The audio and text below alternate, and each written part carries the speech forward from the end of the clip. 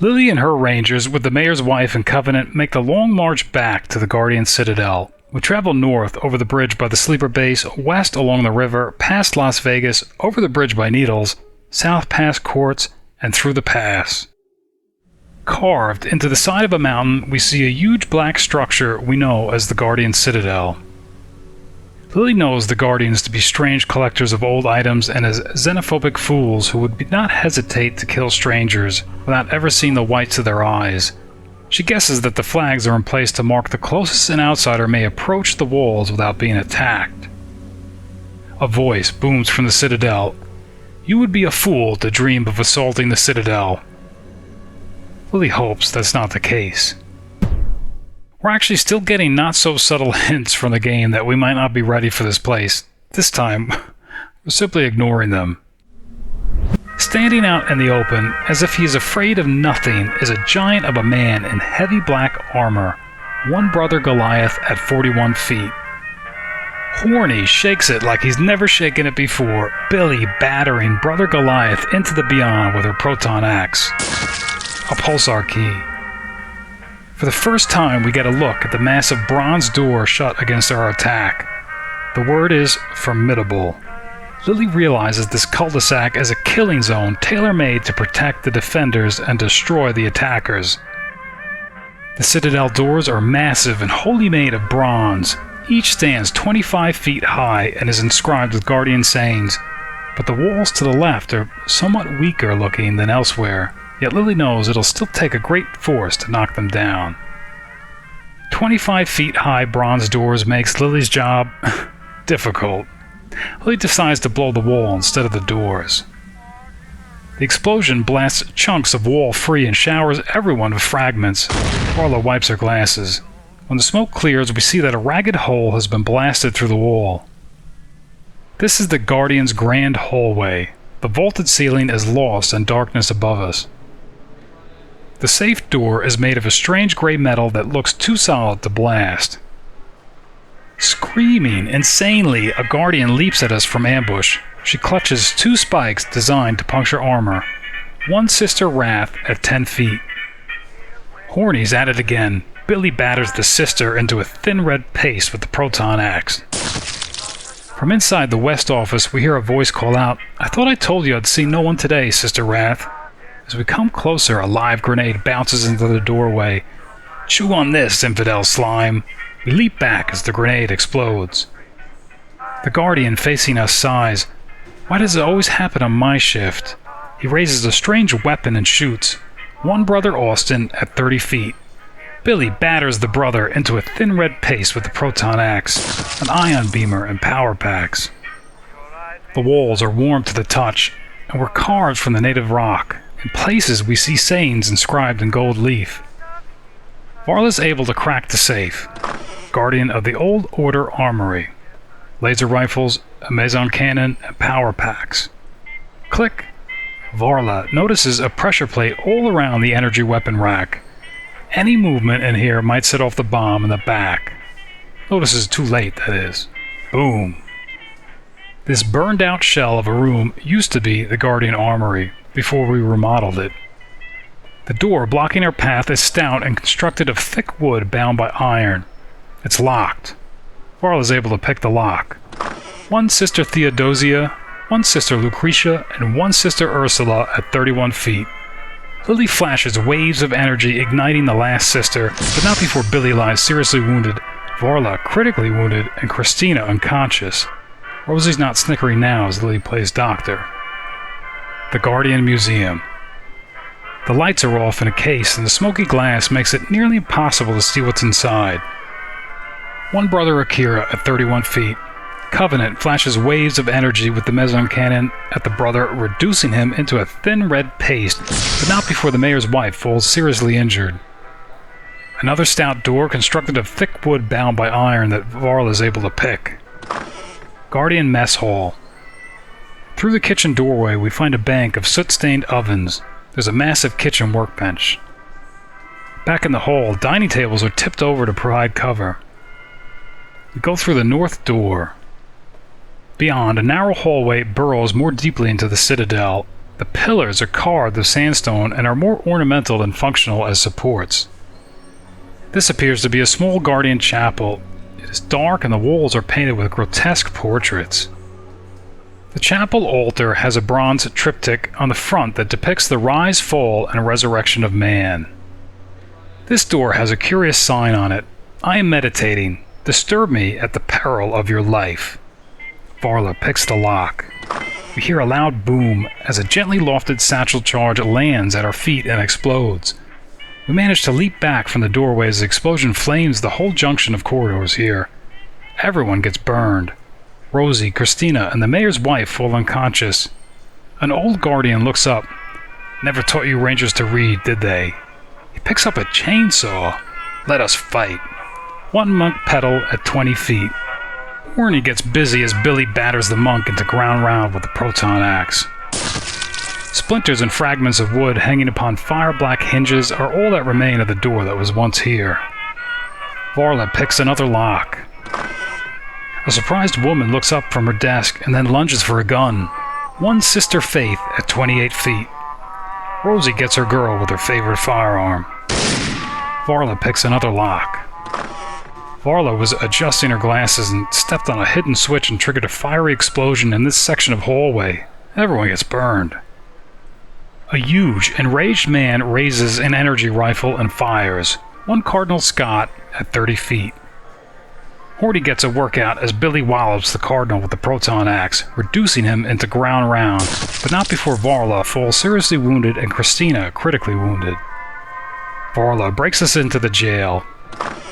The Guardian jailers rise up and cry out in surprise as we enter the room. One Warden Nicholas, one Jailor Corbett, and one Jailor Patrick at 22 feet. Covenant bores the Warden with bright energy streams, but not before Christina falls unconscious. Varla breaks us even further into the jail. A sizzling blade slices by us as we enter the room. The proton axe in the hands of a giant tears a chunk out of the wall. One Warden Jethro at 14 feet. Billy wallops back with her proton axe, ripping the Warden into a scarlet side of meat. Billy now has 2 proton axes. Lily has an idea. Varla breaks us into the prison cells. Redhawk is a prisoner. Please help me get out of here. Lily has a plan, but it no longer requires rescuing and recruiting prisoners like the mayor's wife or Covenant. She'll probably leave Redhawk out of her report. We return to the outer sanctum. It's massive and decorated with items from the time before the Holocaust. Lily radios in. She's promoted to Command Corporal. In the Guardian Chapel, the center plate in the triptych is loose, and behind it, Varla finds a small alcove where relics have been stored. A blackstar key. The bronze railing is worked with a serpentine pattern. The wall is made of smoothly polished obsidian. It is warm to the touch and deep purple in hue. Reverently written on the wall is the question, how do you spell relief? The north end of the sanctum ends in broad marble steps heading up. Written in a strong hand on this wall is the affirmation, soup is good food. Varla missed it while adjusting her glasses. Triangular blades of hardened tungsten flash and arc out as they're capable of piercing armor. Everyone gets hurt. This bed has a bright red blanket thrown over it and still has the depression of a body in the center of it. Another bed. Varla sees the word ROSEBUD scrawled on a piece of paper pulled from beneath the mattress. This cot is neat and orderly. A blue woolen blanket covers starch white sheets. This room is packed with thousands of books. Many predate the bomb. The leather bindings of some books crumble beneath Lily's touch. They're mostly fiction. They're of no interest to anyone. We found the technical section of the library. Varla reads about cyborg technology. Another cot, except a guardian rolls from beneath the bunk, his gun chattering and raining all around us. One Master Imaro at 2 feet. Covenant bores the Master with the Mason cannon. But this guardian is not quite dead. He motions for Billy to come closer. His lips move, but she can't hear his whisper. Billy kneels and bends to hear his final words. His fingers lock around her throat. Die, infidel, he screams as he wraps his hands around her throat. His grip is as strong as iron. Blood pounds at Billy's temples as he grins and tries to choke her to death. Rosie gasps. Billy's more flushed than Rosie now. Billy grabs his wrist and shatters his grip. The grin dies on his face, and broken-hearted, he dies. A Nova key. We enter the side door near the marble steps. Across the room, we see the massive crank for raising the portcullis above into the inner sanctum. The portcullis crank is a large wheel with many handles. Its chains wrap around the axle and run up into the ceiling. Billy turns the wheel, and we hear the sound of the portcullis moving above us. Back into the outer sanctum. The gray marble stairs lead from the outer sanctum to the inner sanctum above. Varla stumbles and barks her shins. So does the mayor's wife. The inner sanctum. These gold doors are very solid and traced with patterns Lilly recognizes as electronic circuitry. Set into the wall is an alphanumeric keyboard that looks like a computer lock for the gold doors in this wall. Varla adjusts her glasses and tries the word she saw scrawled on a piece of paper in the outer sanctum, Rosebud. With the correct combination, the gold doors rumble and slide into the walls on either side of the doorway. Power armor. And not just one suit, 5, one for each ranger. Rosie snickering at Lilly's heartprint underwear. The walls here were not built up, but the rooms themselves were carved out of the rock. These walls are very solid. We take the east hallway. The rough volcanic stone is a deep blue gray, the color of a nasty bruise. This is a very forbidding place. It's a workbench that looks perfect for fixing all sorts of broken appliances, like toasters. Varla easily fastens a broken toaster in place to start work on it. It looks like there's something stuck inside that toaster. After adjusting her glasses, she was able to figure out a way to get the stuff out of there. A plasma coupler. In the back of the room is a helicopter, behind a fence. The chain-link fence extends up to where the hinged roof hatch hangs like an iron umbrella above the helicopter. Chain-link fences around helicopters makes Lilly's job difficult. Billy blows a hole in the fence with a law rocket. The copter door opens and reveals a dark interior. The pilot chair is locked forward so it can't be used. Lilly imagines how easy it would be if she could patrol the wasteland in a helicopter and never have to set foot in the wasteland. We return to the main hall. Lilly radios in. No promotion. We take the west hallway. Lilly radios in.